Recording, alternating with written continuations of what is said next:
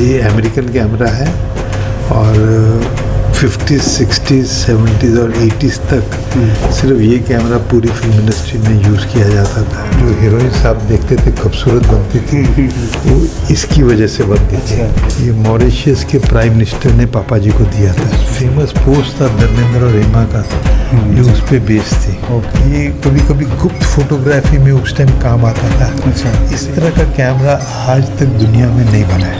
कृष्ण जी की मूर्ति आई जिसमें ललिता पवार ना एक छुपा के रखती है ट्रांसमीटर और कृष्ण भगवान जी की मूर्ति को यूज़ करती है विलेन के साथ। राधा की जो आंखें हैं ऐसी आंखें उसने बनाई कि मतलब लगता है कि बड़ी कृपा कर रही है राधा मैया। अभी हम, जैसा कि आप सबको पता होगा कि सागर साहब के ऑफिस में आए हुए हैं और जो सागर साहब की जो विरासत है, यानी कि कुछ पुराने कैमरेज जिससे उन्होंने अपनी फिल्में शूट की और रामायण की शूटिंग की, कुछ कैमरे यहाँ पर रखे हुए हैं और हम ये सारी चीज़ें हम प्रेम सागर जी से जानेंगे। सर, ये कौन सा कैमरा है? इस कैमरे को कहते हैं मिचेल NC जी। ये अमेरिकन कैमरा है और 50s, 60s, 70s और 80s तक सिर्फ ये कैमरा पूरी फिल्म इंडस्ट्री में यूज़ किया जाता था। ये इंडोर कैमरा था जो स्टूडियो के अंदर होता था। आउटडोर में बहुत कम यूज़ होता था। मतलब जैसे आरजू में आउटडोर लोकेशन में एयर रिफ्लेक्स यूज़ होता था। इस कैमरे की खासियत है कि आवाज़ नहीं आती, एक्टरों का साउंड ट्रैक किया जा सकता है। इस कैमरे के साथ आप कह सकते हैं घूंघट, जिंदगी, आरजू, आंखें, गीत, ललकार, चरस, बगावत जैसी हिट फिल्में हुई। ये कैमरे की खासियत ये है कि इसके अंदर इस तरह के डिफ्यूज़र्स जाते हैं। ये डिफ्यूज़र्स को मतलब थोड़ी कॉलिकल लैंग्वेज है, टपोरी लैंग्वेज बॉम्बे की है, इसको मस्का कहते हैं। मस्का मतलब मक्खन। जो हीरोइन साहब देखते थे खूबसूरत बनती थी, वो इसकी वजह से बनती थी। उनके फेसेस को डिफ्यूज़ कर देती थी और शार्प भी रखती थी, तो ये उनको खूबसूरती देने के लिए था। और ये कैमरे में ये जो व्यू फाइंडर था, ये व्यू फाइंडर रैक ओवर था। ऐसे ला के करना पड़ता था एंड ऐसे वापस जाता था। ये जो है ये रैक ओवर होता था। तो जो कैमरामैन देखता था कैमरे से और उसको फिर फिल्म करवाता था, वो जो फिर साइड व्यू से देखता था वो सेम नहीं होता था। उसको जजमेंट लेनी पड़ती थी कि जैसे आधा फेज हीरोइन का कट गया है पर कैमरे में पूरा आ रहा है। तो उसको जजमेंट देनी पड़ती थी। उसके लिए जब तक लैब से अपना रश प्रिंट नहीं आता था, सारे यूनिट की दिल की धड़कनें दुख रहती थी कि हीरोइन कट गई है कि पूरी आई। बड़ा कठिन काम होता था। आपको और दिखाते हैं। ये बड़ा रेयर कैमरा है। ये है कैनन। ये एक्चुअली होम मूवीज़ के लिए होता था।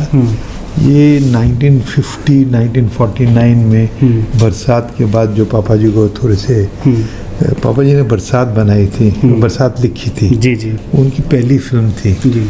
तो राज को वो बरसात सुपर हिट हुई थी। राज को नरगिस की जोड़ी हिट हो गई थी क्योंकि उसके पहले क्या उन्होंने अंदाज फिल्म में वो जोड़ी हिट हो गई थी।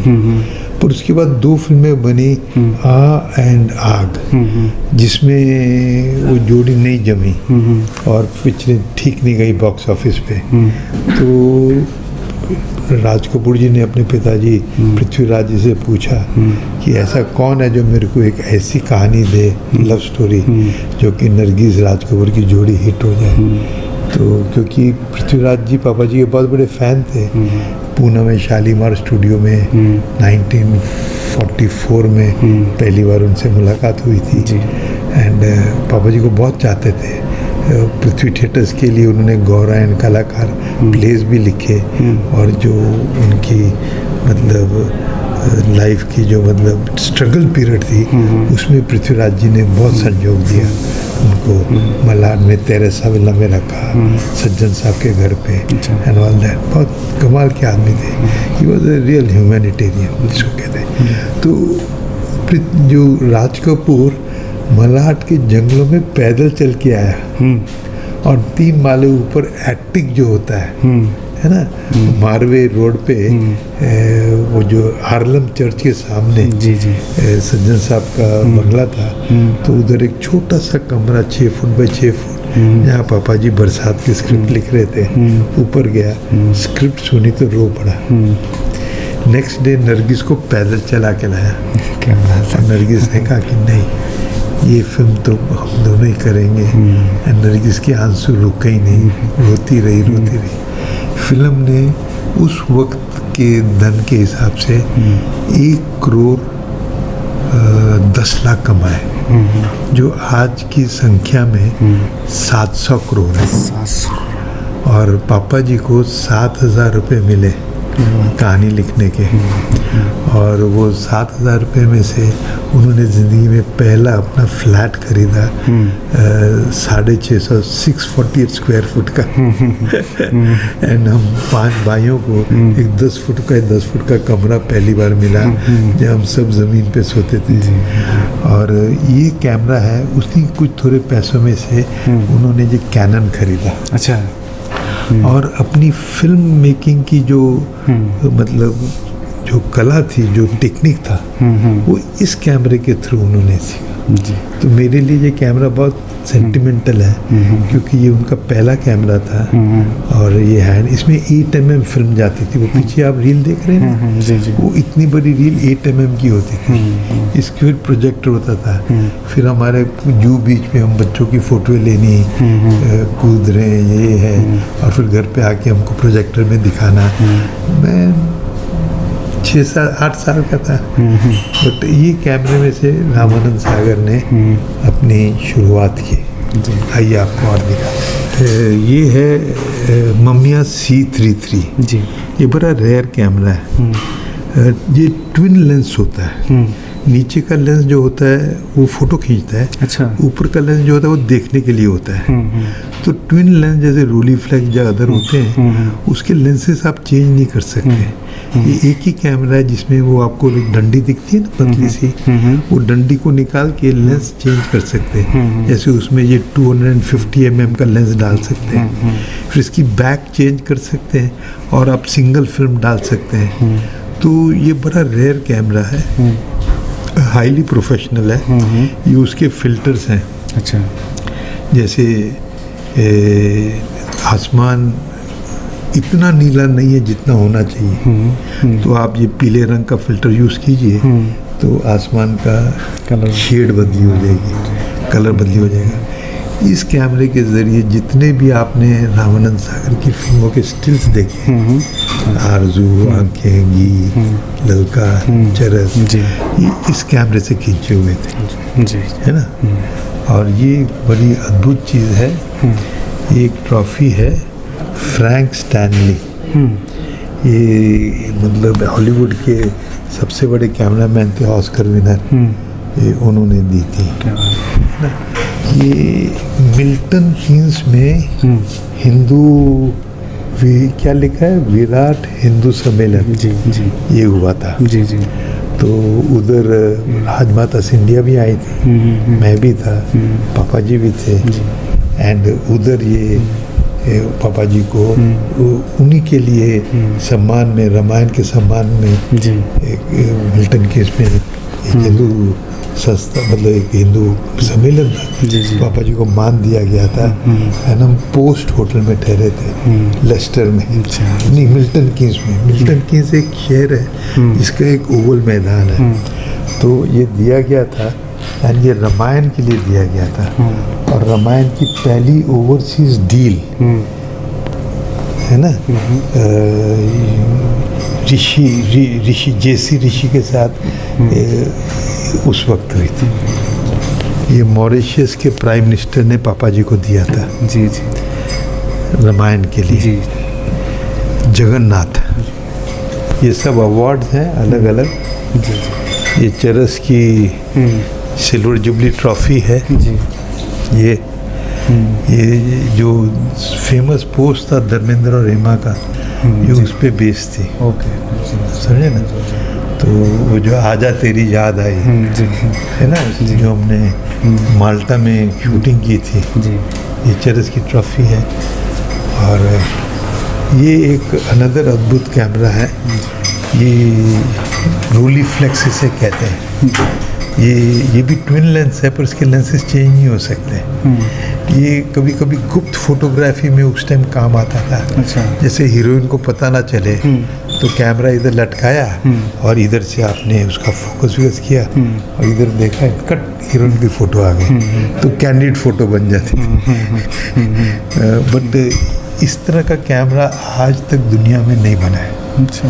ये दुनिया का सबसे फेमस कैमरा आज तक है, रोलीफ्लेक्स जर्मन कैमरा है। वो ममिया जापानीज कैमरा था। ये एक बड़ा रेयर लेंस है। ये कोलालमपुर में मिया सैट जो है सबसे बड़ा टीवी स्टेशन, ये उनकी फील्ड है जी। और ये पीछे जो है ये मिचल का मैगजीन है, जो आपने मिचल देखा जी जी। ये 400 mm लेंस है जी। ये जो लेंस है ये बड़ा अद्भुत है।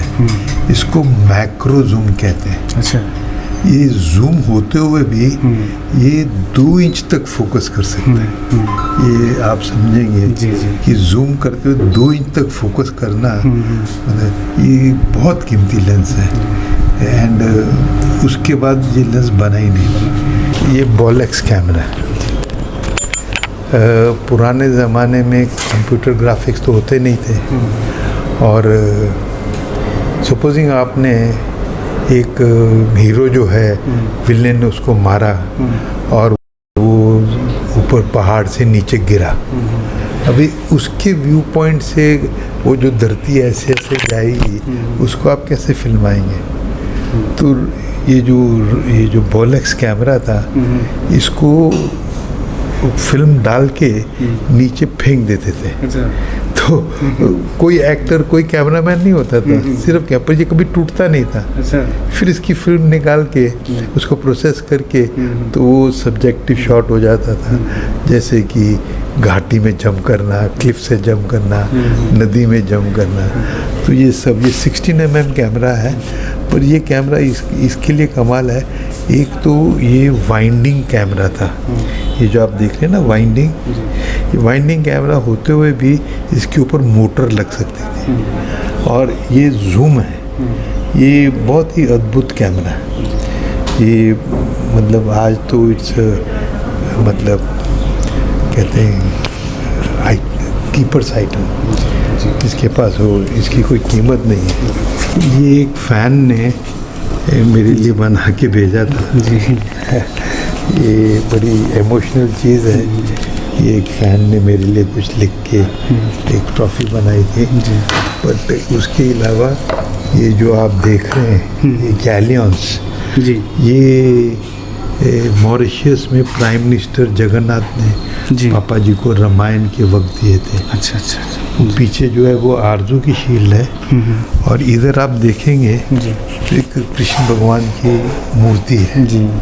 ये जो मूर्ति है जी ये एक शरफ अली फर्नीचर वाले थे तारदेव में जी। कोई भी फिल्म शरफ अली के फर्नीचर के बगैर बनती नहीं थी जी।